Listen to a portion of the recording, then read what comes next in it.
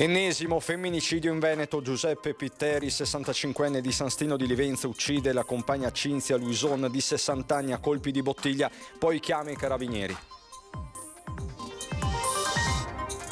La figlia minore della coppia si è trovata di fronte alla mamma senza vita, il padre le è andato incontro e lei è scappata. Il drammatico racconto del vicino di casa. La vittima aveva un negozio di parrucchiera a Blessaglia di Pramaggiore, il marito incensurato era un ex dipendente a CTV, la coppia ha 2 figlie, lo strazio di un'amica. Parla la 60enne aggredita e rapinata da 2 banditi a Casale sul Sile. Sapevano che avevo una cassaforte, racconta la donna. In ospedale le hanno refertato 2 costole incrinate. Misteriosa caduta in un condominio di Padova. Un ragazzo di 19 anni è precipitato dal 3° piano delle scale ed è ora ricoverato in condizioni gravissime in ospedale. Una valanga fortunatamente di modeste dimensioni si è staccata sulla Marmolada lato Trento e ha coinvolto uno sci alpinista padovano di 30 anni estratto in vita dalla neve. Contributo d'accesso a Venezia. Nel sito del comune è partita la consultazione online. Fino al 7 gennaio residenti, studenti e lavoratori potranno avanzare osservazioni e proposte. Bentrovati, buonasera telespettatrici, telespettatori di Antenna 3. La cronaca in primo piano con l'ennesimo femminicidio che si registra in Veneto. È successo nel pomeriggio a San Stino di Livenza. Una donna massacrata a colpi di bottiglia dal compagno. Ma ci racconta tutto Daniela Sizia con Nicoletta Rizzetto. Buonasera Daniela. Buonasera Cristian, buonasera anche ai telespettatori. Lo hai detto tu, massacrata a colpi di bottiglie, questa è la certezza. Lo vedete sopra la finestra, quella è la finestra, il salotto dove si trova ancora il corpo di Cinzia, 60 anni, parrucchiera, assieme alle 2 sorelle in un salone di Pramaggiore. È stato proprio il compagno di una vita a chiamare i carabinieri a dire l'ho uccisa, venite subito. Lui, un ex dipendente della CTV, 65 anni, Giuseppe Pitteri, viveva qua dal 97 con Cinzia, 2 figlie, la figlia più piccola 22 anni che viveva con loro e la figlia più grande invece che viveva assieme alla nonna materna. È stata proprio la più piccola ad entrare, a trovarsi di fronte il corpo senza vita della mamma. Poi ha visto il papà che le si avvicinava e lei, spaventata, terrorizzata, è uscita di casa a chiuso e ha gridato. Il primo ad arrivare è stato proprio il vicino di casa che l'ha presa, l'ha soccorsa, l'ha cercata di tranquillizzare, l'ha portata in casa, ha chiuso e poi dice: stavo per andare di là ma ho sentito arrivare i carabinieri. Lui sembrava in stato confusionale, è stato portato nella caserma dei carabinieri di Portogruaro dove lo stanno sentendo, lo stanno ascoltando. Tutti dicono una famiglia tranquillissima, poi ovviamente nessuno può sapere che cosa può accadere all'interno delle mura domestiche, ma una famiglia dove non ci sono mai state discussioni, mai stati litigi, tanto che dalle prime testimonianze dicevano anche che non hanno mai sentito neanche ora un litigio, non le urla, nessun tipo di lite, di urla che potesse far pensare che qualcosa stava accadendo. Eppure è accaduto l'ennesimo femminicidio. Sentiamo le parole proprio del vicino di casa che è ancora davvero molto, molto scosso. Ha sentito le urla della figlia quando è arrivata a casa? Quando l'ho soccorsa giù, ero in casa, ho sentito delle urla. A lei ha sentito? Sì. Ho aperto la porta, mi hanno detto vai giù e c'era sua figlia che è scesa giù dalle scale urlando. Dopo ho detto cosa è successo, ho visto che lei è entrata e ha visto la mamma distesa a terra. Sì, è entrata, ha visto la mamma, chiusa la porta, l'ho soccorsa in casa e dopo sono arrivati le forze rotte, di aver già chiamato lui. Lei dov'era? In salone? In casa.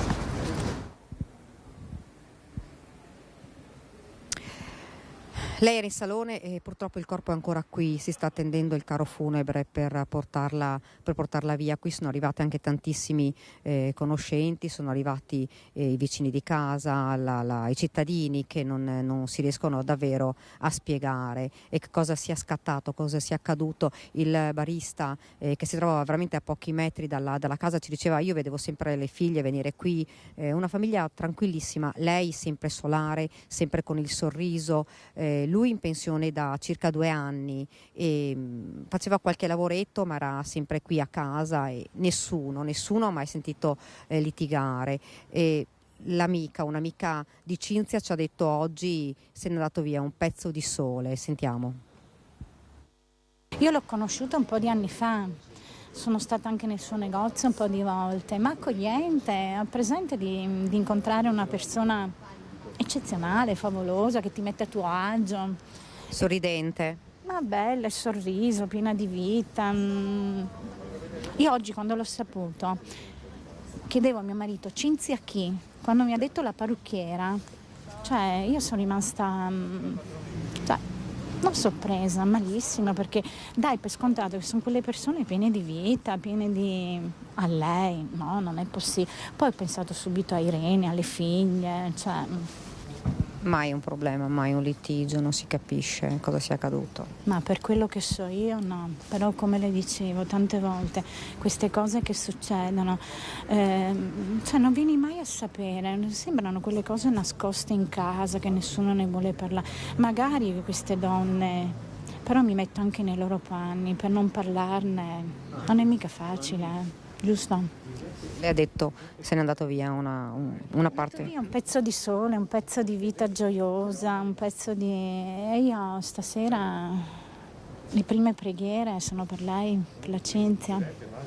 Perché poi le persone, tante volte non serve frequentarle tutti i giorni, sai? Anzi, forse hai un rapporto ancora più bello, no? Più sincero, no?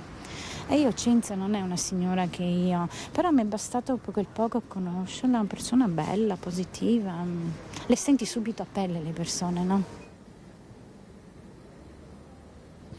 E Cristian è proprio quello che dicono tutti, una bellissima persona, una persona solare, sempre sorridente. Questo è quello che ci hanno detto, davvero raccontato tutti quelli che conoscevano Cinzia. Da pochi minuti è andato via anche il magistrato, non ha ovviamente voluto dirci niente. I carabinieri sono ancora dentro, e così come purtroppo ancora il corpo di Cinzia, che lo ricordiamo è stata massacrata dal compagno a colpi di bottiglia. Cristian, se non hai domande io ti restituisco la linea. Daniela, grazie davvero a te. Nicoletta Rizzetto, torneremo a collegarci nel corso delle prossime edizioni. Tra l'altro questa mattina proprio a Venezia di violenza contro le donne ha parlato il questore Mascio Pinto, tracciando l'attività del 2022. Cerchiamo il più possibile di evitare che le violenze possano riproporsi. Non è semplice, l'Italia è un paese dove ogni 3 giorni registriamo un femminicidio. Con l'aiuto di tutti, compresi i vicini di casa, gli amici, i colleghi di lavoro, che devono segnalare le violenze, devono farlo, cerchiamo di intervenire nel modo più efficace possibile. Nel giorno in cui si è verificato l'ennesimo femminicidio, la Questura ha fatto il punto sull'importanza di adottare le misure preventive, a partire dalla violenza sulle donne. Solo nel 2021 il Questore ha emesso 70 provvedimenti, mentre nel 2022 sono arrivati a 124, di cui 50 per atti persecutori e 74 per violenza domestica. Ma le misure riguardano anche altri ambiti. Quest'anno, escluso il mese di dicembre, il Questore ha emesso 58 avvisi orali, 171 fogli di via, 104 DASPO, 46 DACUR, divieto di accesso a specifiche aree urbane, e 124 ammonimenti.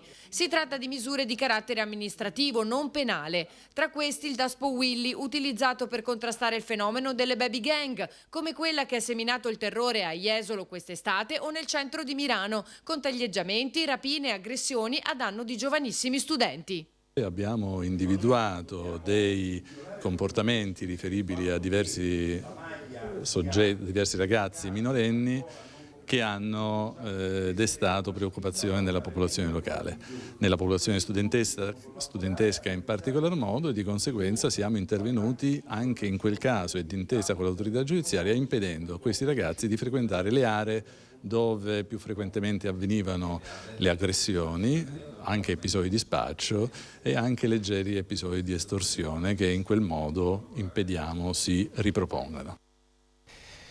Da Venezia al Trevigiano, per la precisione a Casale sul Sile, dove parla la 60enne aggredita e rapinata da 2 banditi ieri sera. Sapevano che avevo una cassaforte. Questo il suo racconto. Stavo per chiudere la porta e invece loro me l'hanno aperta sul muso praticamente. E quindi sono caduta per terra, poi mi hanno dato una pedata e mi hanno detto: so che lei qui ha una cassaforte, e un'altra pedata. Allora non sono stata là tanto a fare la coraggiosa, ho detto sì, è lì, si prenda quello che c'è dentro, che tanto non c'erano tanti soldi, però li ha presi tutti e dopo sono spariti 2 uomini col casco integrale. Monica Biasina è stata lucida e ferma anche negli attimi più concitati, mentre i 2 malviventi che le sono piombati in casa non hanno avuto alcuna pietà. 2 uomini contro una donna 60enne con disabilità, ma lei stessa il giorno dopo ammette che poteva andare peggio. Si tirano fuori il coltello e invece mi hanno solo dato tante pedate. I fatti nel tardo pomeriggio a Casale sul Sile, in questa abitazione al primo piano di via Buonarroti, sono da poco passate le 17 quando i 2 uomini di corporatura robusta e accento pare dell'est fanno irruzione. La stessa proprietaria di casa non parla di una mera casualità. Il cancello non ha, come dire, si apre a mano perché si è rotto il motore, quindi sapevano già tutto. Non è possibile che vengano dentro e sappiano: lei qui ha una cassaforte, mi hanno detto. Come fanno a dire lei qui ha una cassaforte? Nella cassaforte i 2 rapinatori trovano 350 euro, soldi che servivano a pagare l'IMU. Il tempo di agguantarli e darsi alla fuga. Sembra a bordo di uno scooter. Sulle loro tracce i carabinieri del nucleo investigativo di Treviso, che hanno effettuato anche i rilievi scientifici a caccia di impronte e altre tracce. Purtroppo non ci sarebbero in zona telecamere. Il referto del pronto soccorso, dove la donna è stata portata per accertamenti, parla di 2 vertebre incrinate, 30 i giorni di prognosi, più profonde ancora le ferite dell'anima. Perché visto come va l'andazzo qua, che ti menano per 10 euro, sono solo codardi. Da Treviso a Padova per una misteriosa caduta avvenuta in un condominio, protagonista un 19enne che è precipitato dal 3° piano e che si trova ora in condizioni gravissime. È ricoverato in condizioni disperate il 19enne che ieri sera è precipitato dalle scale di questo condominio di via Marostica a Padova. Il ragazzo, che vive al 3° piano del palazzo, è caduto nella tromba delle scale all'altezza del 2° piano, un volo di 10 metri. Sembra che il giovane si fosse dimenticato le chiavi di casa e stesse cercando di rientrare. Il 19enne vive da anni con il padre e, secondo le testimonianze dei vicini, pare avesse dei problemi con l'alcol. Anche ieri sera sembra che il giovane avesse bevuto. Una residente del palazzo ha raccontato di averlo trovato steso a terra, un po' confuso, di averlo invitato ad entrare nell'androne per non rimanere fuori al freddo. Il ragazzo, un po' agitato, ha iniziato a salire le scale suonando i campanelli. Un'anziana vicina lo ha visto dallo spioncino della porta mentre cercava di salire le scale. All'improvviso la luce si è spenta e pochi istanti dopo c'è stato il tonfo sordo udito da molti nel palazzo. Sul posto, oltre ai medici del 118 che hanno soccorso e portato d'urgenza il 19enne in ospedale, anche la polizia per i rilievi. Non si esclude nulla dal gesto estremo all'incidente. Pare che il ragazzo volesse accendere la luce condominiale, ma invece di appoggiarsi al muro si è sporto dal lato delle scale, perdendo l'equilibrio e precipitando nell'androne. Una valanga, fortunatamente di modeste dimensioni, si è staccata sulla Marmolada lato trentino e ha coinvolto uno scialpinista padovano di 30 anni che fortunatamente è stato estratto in vita dalla neve. L'allarme è arrivato nella tarda mattinata. Si è sfiorata una nuova tragedia stamattina sulla Marmolada, lato Trento. Una slavina con un fronte di circa 30 metri e una lunghezza di 300 si è staccata a poca distanza da Pian dei Fiacconi e ha travolto uno sci alpinista padovano di 30 anni, rimasto parzialmente sepolto dalla neve. A dare l'allarme i compagni dell'escursione che, pala e sonda in mano, sono riusciti ad estrarre l'amico, trasportato poi in elicottero all'ospedale di Cavalese per accertamenti. La chiamata alla centrale d'emergenza ha mobilitato Protezione Civile e Soccorso alpino. Secondo quanto riferisce l'ANSA, il distacco si è verificato in una zona che non è attualmente interessata da divieti. Nelle immagini pubblicate online dal quotidiano Il Dolomiti si vede il punto esatto del distacco a est del Sas Bianc. Tuttavia il bollettino emesso oggi da ARPAV Neve e Valanghe sconsiglia in modo assoluto escursioni fuori pista. Il rischio sino all'8 dicembre è di grado 3, cioè marcato. Significa che non è remota l'eventualità di distacchi improvvisi di valanghe a lastroni.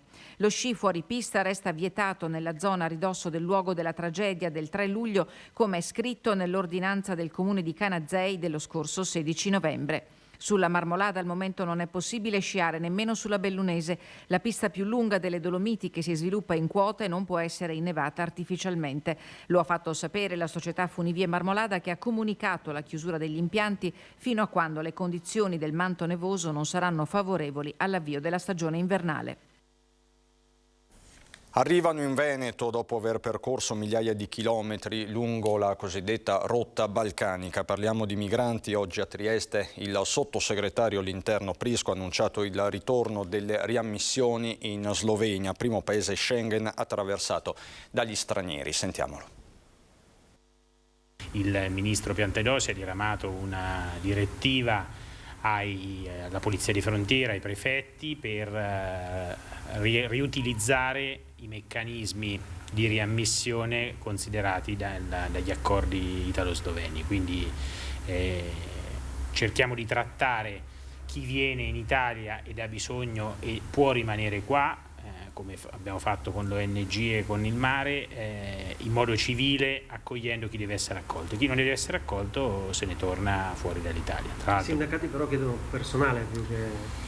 Ovviamente c'è la richiesta naturale di più personale, perché in questo momento, anche per le scelte timide di precedenti governi, è stata adottata una linea molto morbida rispetto all'utilizzo di questo meccanismo, che invece consente all'Italia di poter riconsegnare chi non ha titolo per stare in Italia ai paesi, in particolar modo alla Slovenia, che è il primo paese europeo di approdo, come prevede poi il resto della regolamentazione di Dublino. Da quando sono operative queste riammissioni? Dal 28 di novembre mi sembra che sono rimaste operative, perché in realtà gli accordi sono vigenti.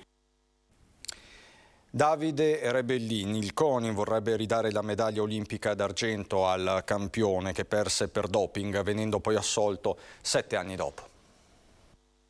Siamo per il recupero della medaglia d'argento di Davide Rebellin a Pechino. A dirlo è stato il presidente del CONI Giovanni Malagò, a margine di un incontro a Verona, che ha precisato come la decisione non dipenda però dal CONI, in quanto ci sono organismi internazionali.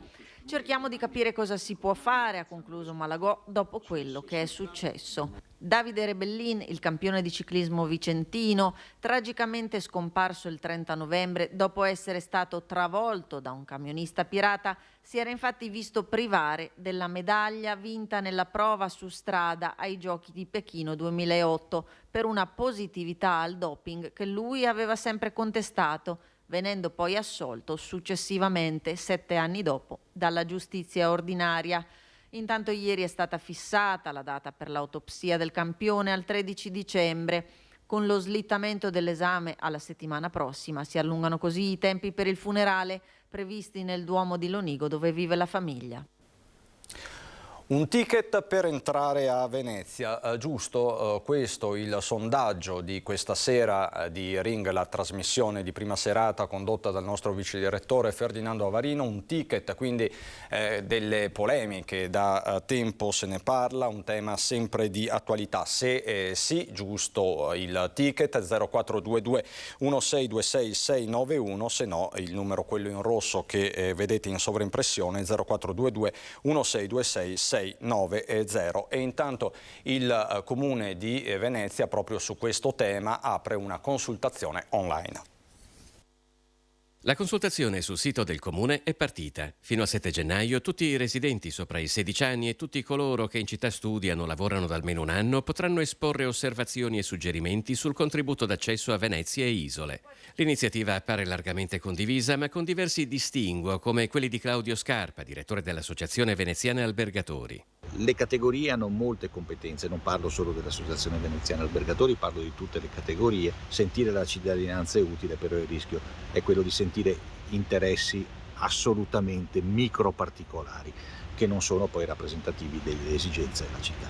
In piazza San Marco, dove tradizionalmente i flussi turistici raggiungono il picco massimo, Claudio Verniere è presidente dell'associazione che riunisce commercianti ed esercenti dell'area marciana. Il problema è che a livello di gestione del turismo siamo ancora a nulla. Il contributo dovrebbe essere uno strumento per riuscire finalmente a gestire i flussi turistici in una città che per anni è stato l'esempio di overtourism e di malagestio a livello mondiale. Che si sia in ritardo lo pensano anche a Rialto, altro centro nevralgico del turismo a Venezia. Secondo il portavoce dei commercianti Ginio Mascari, flussi o non flussi, il contributo d'accesso servirebbe a finanziare l'enorme opera di manutenzione della città. Io credo che sia una consultazione tardiva, anzi non capisco come mai non sia già stata approvata un qualcosa per dare questo contributo d'accesso in una città che fondamentalmente ha sempre tanto bisogno di soldini. Quali frutti avrà portato la consultazione lo si vedrà quando si tireranno le somme di opinioni e suggerimenti ricevuti.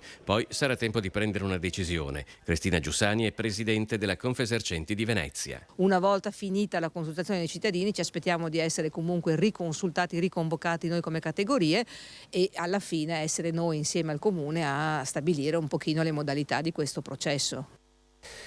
Pubblicità fra poco. È davvero tutto per il momento, buona serata.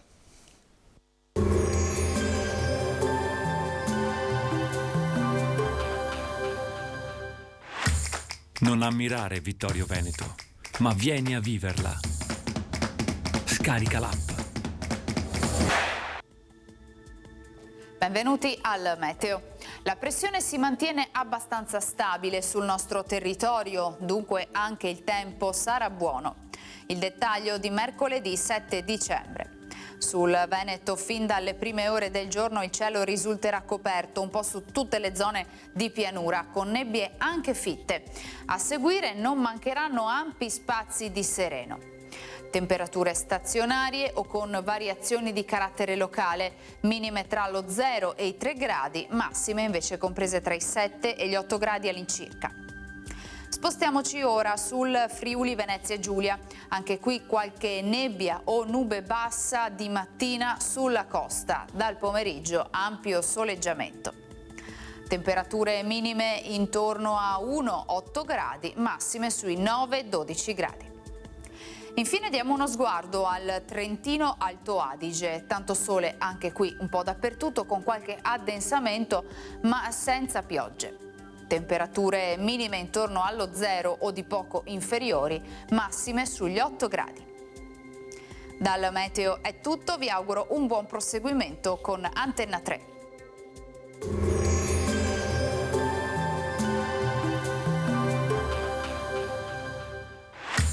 Non ammirare Vittorio Veneto, ma vieni a viverla. Scarica l'app.